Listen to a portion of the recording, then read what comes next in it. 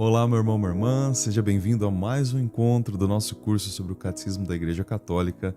Eu sou Rafael Lima e nós estamos aqui para estudar o Catecismo da nossa Igreja, o Catecismo da Igreja Católica, que é esse livro amarelinho que você já conhece, todas as vezes eu mostro aqui, e que você, se não tem ainda, tente adquirir para que você possa se aprofundar nesse estudo.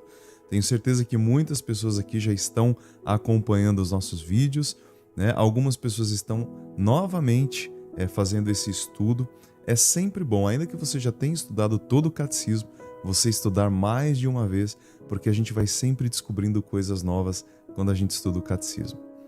Bom, hoje então nós iremos dar continuidade ao nosso estudo e vamos então falar dos parágrafos 50 até o 73. Veja, eu sei que são muitos parágrafos, mas eu vou fazer aqui um resumo daquilo que o catecismo nos fala desses parágrafos, tá bom? Então, assim, é algo bastante simples e é o fundamento da nossa fé. É, na verdade, a história da nossa salvação, tá? Então, o vídeo de hoje vai ser sobre a história da salvação. Vamos lá? Então, o catecismo vai nos dizer o seguinte, que, embora nós, seres humanos, sejamos capazes de chegarmos ao conhecimento de Deus por meio da luz natural da razão, como nós falamos na aula anterior, é possível nós conhecermos a Deus a partir da nossa contemplação de tudo aquilo que Deus criou.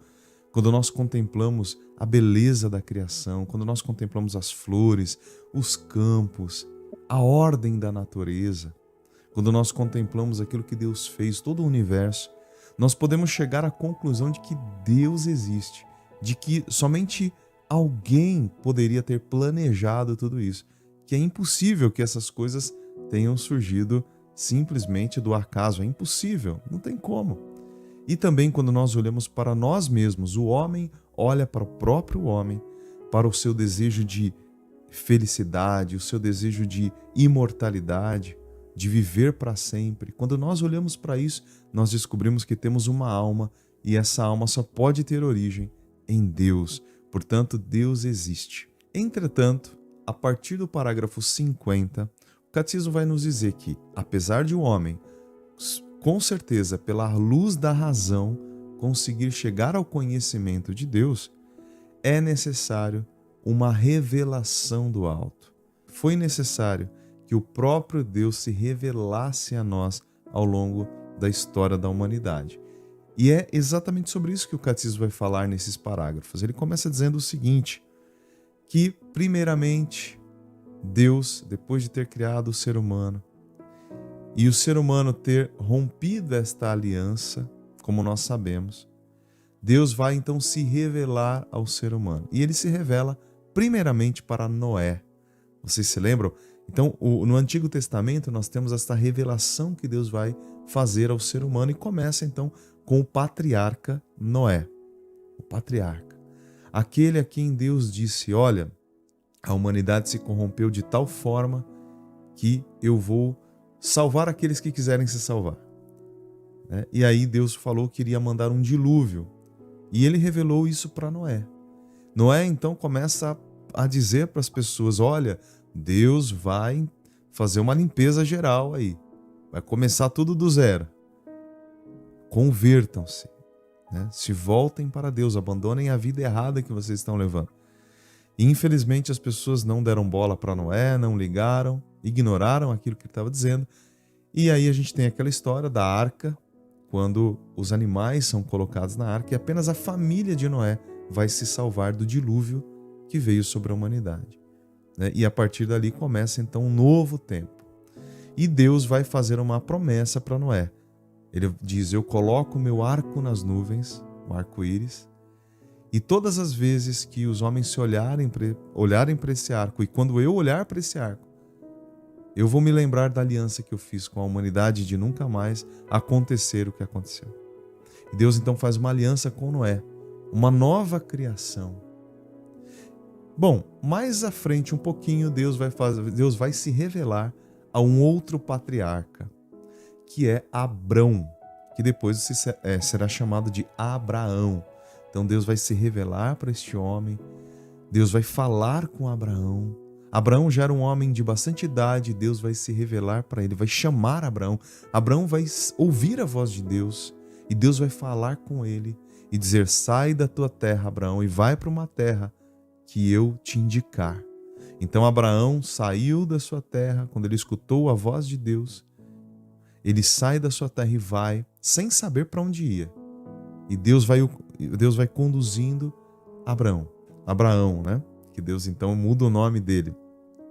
E então, como a gente sabe da história, Abraão era um homem que ele era casado com Sara, né? E a esposa dele, ela era estéril, ela não podia gerar filhos. E inclusive ela já era de muita idade. Mas Deus prometeu a Abraão e a Sara que eles teriam um filho da promessa, né?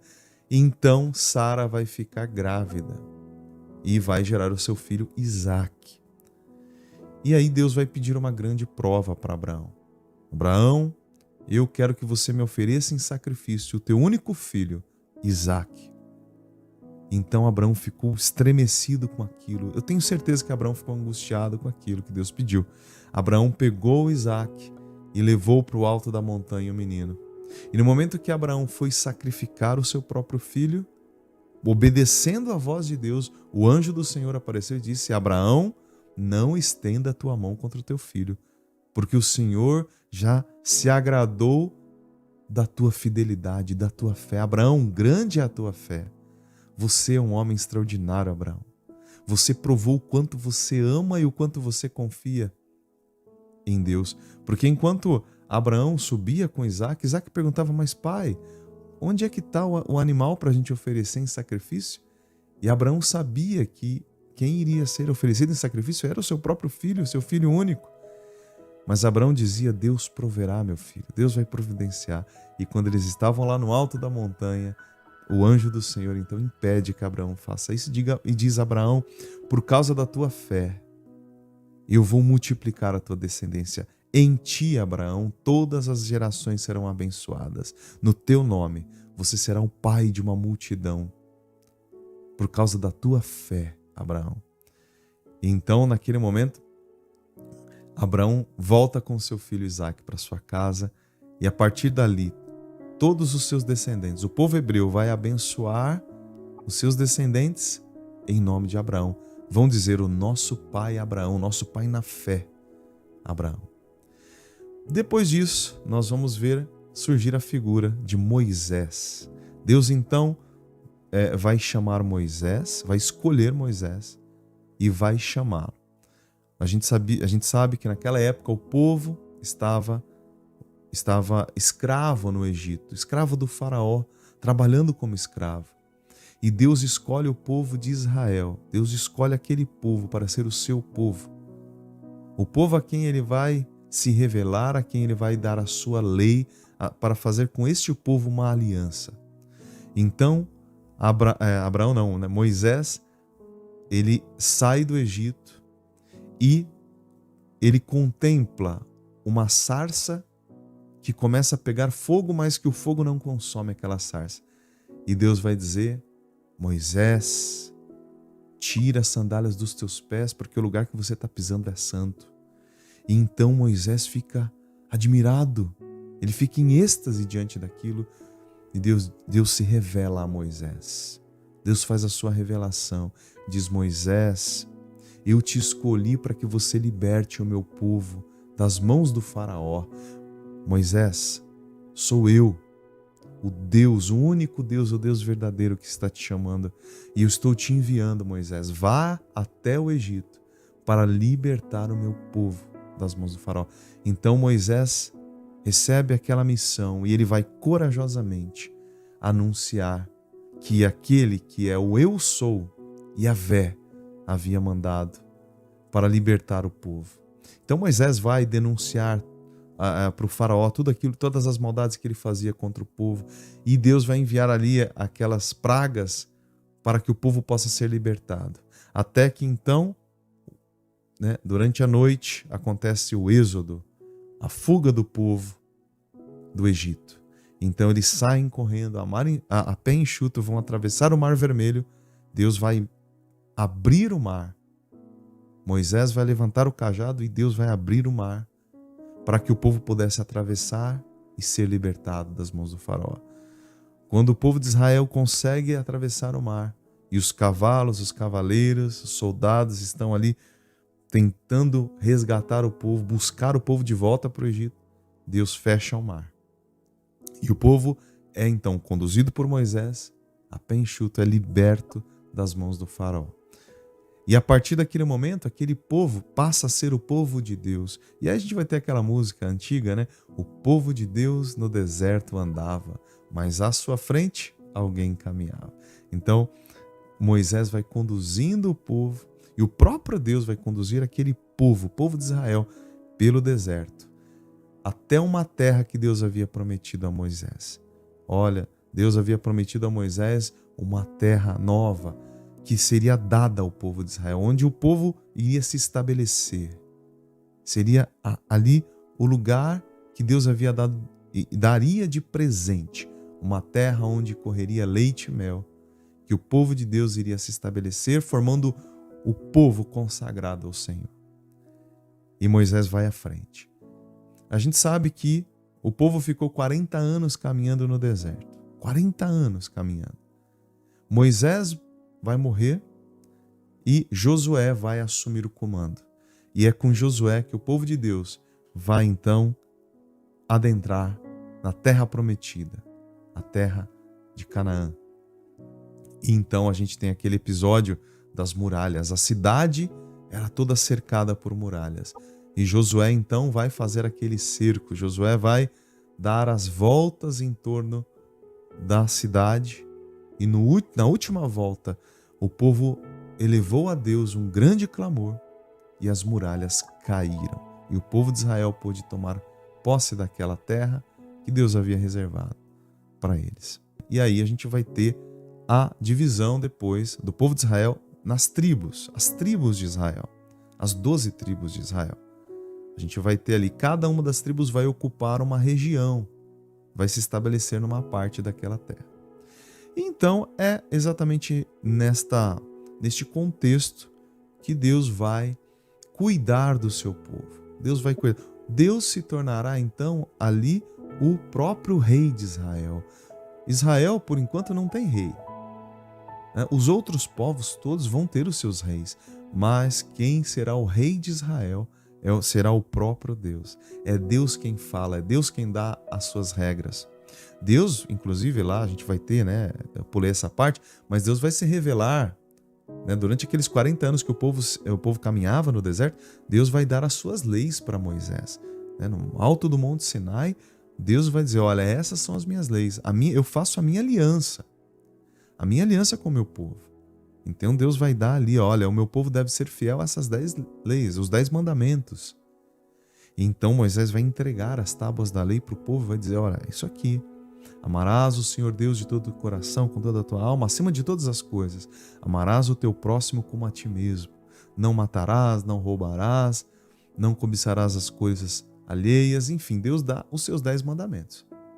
E o povo, então, o povo que quer ter comunhão, esse povo de Israel, que quer ser o povo de Deus, o povo consagrado, para que ele possa viver na aliança com Deus, ele deve ser fiel aos mandamentos.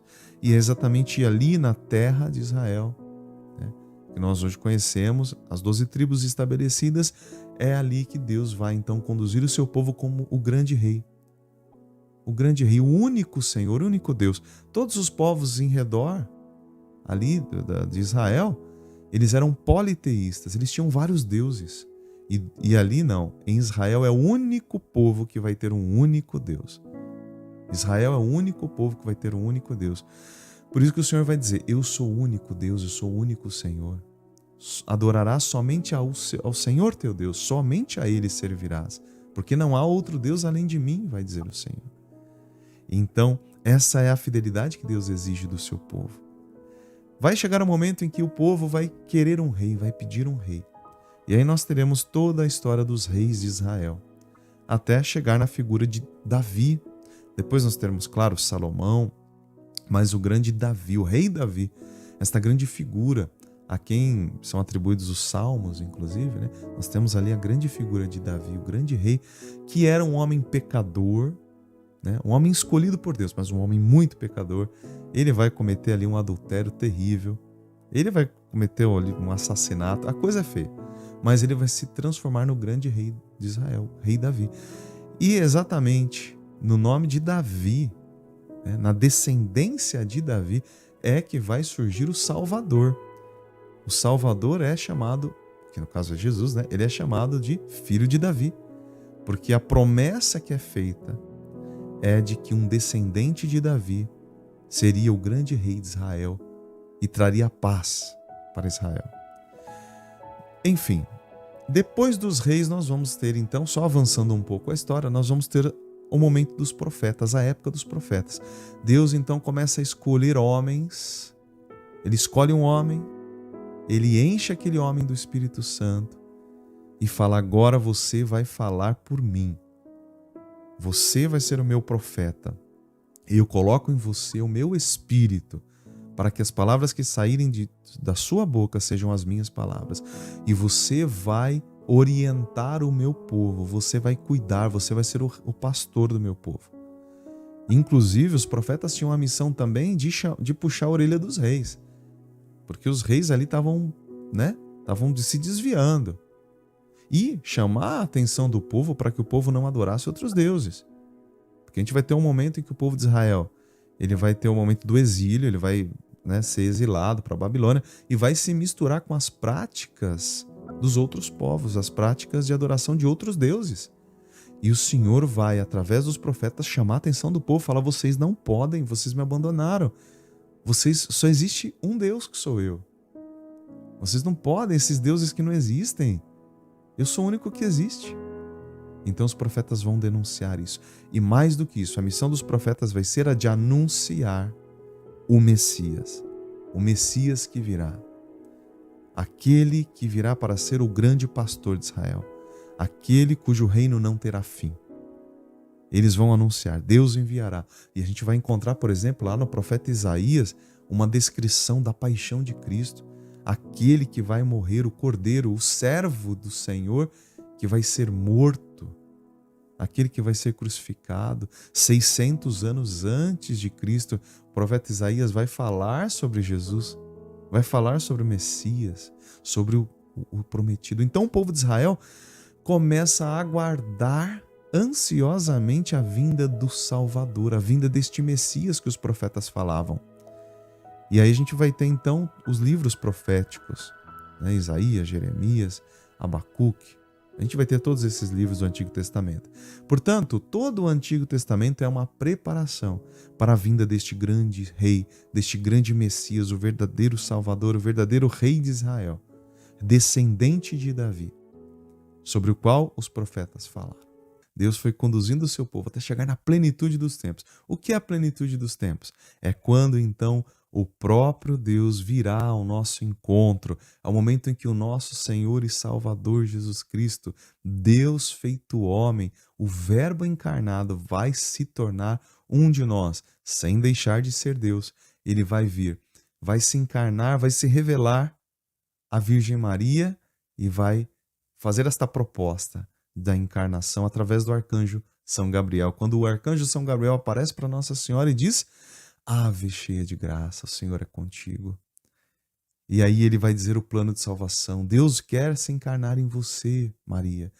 Então Nossa Senhora vai dizer o sim. Faça-se em mim segundo a sua palavra. Eu sou escrava do Senhor. Que tudo que tiver que acontecer comigo, que aconteça. Então Deus vai se encarnar no ventre da Virgem Maria.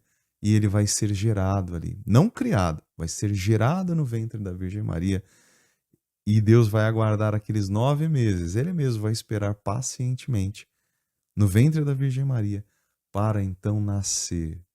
Naquela noite sagrada, a noite de Natal, o próprio Senhor vai nascer em Belém.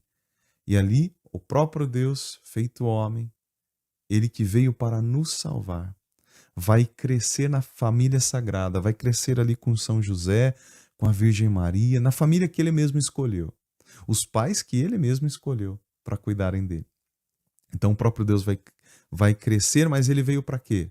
Ele veio para nos salvar, ele veio para nos dar a libertação dos nossos pecados, ele veio para nos libertar das trevas e do pecado, e mais do que isso, ele veio para nos libertar da morte. Porque quando os nossos primeiros pais pecaram, lá Adão e Eva, quando eles pecaram, a morte, que não era uma realidade para o ser humano, a morte entrou no mundo. Deus criou o ser humano para viver para sempre. Deus criou o ser humano para viver eternamente com ele. Viver. O homem não foi criado para morrer, a gente não ia morrer. Mas então, por causa do pecado da desobediência, a morte entrou no mundo, o pecado entrou no mundo. E então Deus traçou um plano de salvação. Deus falou: não, eu criei o ser humano para viver eternamente, não para morrer. Então Deus vai cuidando do seu povo, como nós vimos nas aulas anteriores, até chegar na plenitude dos tempos, quando Ele mesmo vem, o próprio Deus vem ao nosso encontro para falar, primeiramente, para mostrar o seu verdadeiro rosto, quem Ele é, para nos dar a sua verdadeira doutrina, a doutrina do amor, a doutrina da misericórdia, do perdão, da reconciliação. Jesus veio nos mostrar como nós deveríamos viver para que tivéssemos uma vida em plenitude, como deveríamos nos comportar, perdoando, amando as pessoas, amando até os nossos inimigos, aqueles que não gostam de nós, rezando por aqueles que nos amaldiçoam. Ele veio nos mostrar a verdadeira medida da nossa vida. Ele veio nos mostrar como nós deveríamos viver moralmente a castidade, a santidade, a pureza no nosso olhar, a pureza nos nossos pensamentos, nas nossas paixões. Jesus veio nos mostrar como viver. Ele mesmo vai dizer: eu sou a verdade, eu sou o caminho, eu sou a vida. Ninguém vai ao Pai se não for por mim. Porque Ele é o próprio Deus que se fez homem. Então Deus veio ao nosso encontro, olhou nos nossos olhos, falou a nossa língua, falou as nossas palavras, contou histórias que representavam a realidade espiritual, a realidade do reino dos céus. E então, num dado momento, ele vai ser rejeitado pelos homens. Ele veio para o que era seu, mas os seus não o reconheceram, não o receberam. E então ele será crucificado. Ele mesmo vai se entregar. Ele diz: ninguém tira a minha vida. Eu a entrego, eu a dou livremente pela salvação de todos. Eu vim para que os homens tenham vida e vida em toda a plenitude. E vida eterna. Jesus veio para nos devolver a vida eterna, a graça de nós vivermos para sempre novamente. Portanto, Jesus vai sofrer tudo aquilo que nós já sabemos. A Semana Santa, a paixão, ele vai deixar o seu corpo, sangue, alma e divindade na Eucaristia para nós. Então, na sexta-feira santa, na quinta-feira ele vai ser entregue. Na sexta-feira ele vai sofrer a paixão. No alto da cruz, Jesus vai fazer o quê? Vai levar sobre si, sobre o seu corpo, em forma de golpes, de escárnio, de humilhação, todo aquele sofrimento que ele vai passar. Cada golpe, cada blasfêmia, são os nossos pecados sendo levados sobre ele, que é o Cordeiro de Deus. O Cordeiro que vai tirar todo o pecado do mundo. Jesus leva sobre si todos os nossos pecados, as nossas enfermidades. Ele levou sobre si as nossas enfermidades. Por suas feridas nós fomos curados. Né? A condenação que pesava sobre nós pesou sobre ele, e por causa das suas chagas nós fomos curados e fomos salvos e fomos libertados da morte. E aí Jesus, quando dá o seu último suspiro na cruz, o véu do templo se rasga de alto a baixo. E a eternidade se abre novamente para nós. Deus abre as portas do céu novamente para nós. Agora nós temos de volta a vida eterna. A vida com Deus na eternidade. A morte, ela passa a ser apenas um piscar de olhos. Quando nós piscamos o olho e abrimos, já estamos diante de Deus. Torna-se a nossa verdadeira Páscoa agora. Não mais a travessia pelo Mar Vermelho, mas agora a passagem para a eternidade, para esta vida com Deus e com aqueles que nós amamos, que já se foram. Um dia nós nos encontraremos com eles. Essa é a grande festa do céu. Tudo aquilo que Deus tinha para nos falar, Ele nos falou por meio de Jesus, por meio do Filho. Ele mesmo já nos deu a sua doutrina. Portanto, qualquer outra doutrina que apareça, qualquer nova revelação, ela não deve ser aceita. Tudo aquilo que veio, digamos assim, a partir de Jesus, como se fosse um complemento, algo a mais da revelação, não pode ser aceita. Porque tudo já foi dito através de Jesus. Existem as revelações privadas, mas as revelações privadas, elas, primeiro, não fazem parte do mais importante, daquilo que é o depósito da fé, como diz a igreja. Mas elas são avaliadas pela igreja e elas só são aceitas quando apenas acrescentam, não acrescentam algo além do que Jesus falou, mas, digamos assim, nos ajudam a melhor viver aquilo que Jesus revelou para nós, aquilo que Jesus já nos ensinou. Então, se você quer a verdade, meu irmão, minha irmã, a verdade está nos evangelhos, porque o próprio Deus falou ali tudo o que ele tinha para nos falar. E é claro, depois vieram as cartas dos apóstolos, os outros livros, e é claro, tudo aquilo que a igreja foi compreendendo ao longo dos tempos, porque o próprio Jesus falou: eu tenho muitas coisas ainda a dizer para vocês, mas vocês não são capazes de entender. Quando o Espírito Santo vier, ele vai conduzindo vocês à verdade plena. Então a igreja entendeu que, digamos que Jesus nos deu a revelação ainda como uma semente. Ao longo do tempo, essa semente iria se desenvolvendo e a igreja iria compreendendo tudo que a revelação tem a nos dizer. E iria, por meio da teologia, do estudo, da tradição da igreja, da transmissão oral da palavra de Deus, a igreja iria compreendendo através dos seus santos, através dos bispos da igreja, através do magistério, né? A igreja iria compreendendo o que Jesus quis dizer ao longo da história. Tá? Então o evangelho é o que? A semente. A igreja foi compreendendo aos poucos. O Espírito Santo foi explicando para a igreja aquilo que Jesus tinha dito.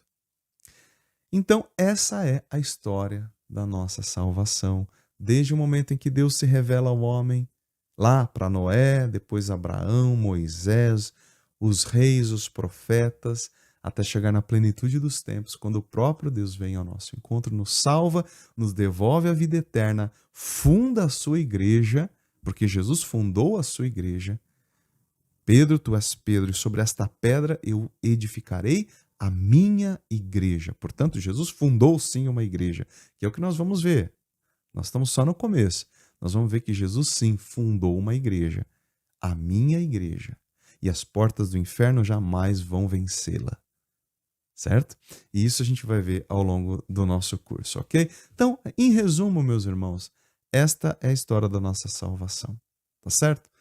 Bom, se você não é inscrito no nosso canal, se inscreva aqui, deixa um comentário, deixa uma curtida, espalhe esta boa nova para mais pessoas, para que, como eu já falei, o catecismo da igreja possa ser cada vez mais conhecido. E vocês estão vendo, o catecismo da igreja se baseia nas Sagradas Escrituras. Então tem um povo doido por aí que diz, né? Não, a igreja está inventando história, a igreja inventou isso aí. Não, tudo isso é a teologia, é o que a igreja nos 2000 anos entendeu da revelação do próprio Jesus.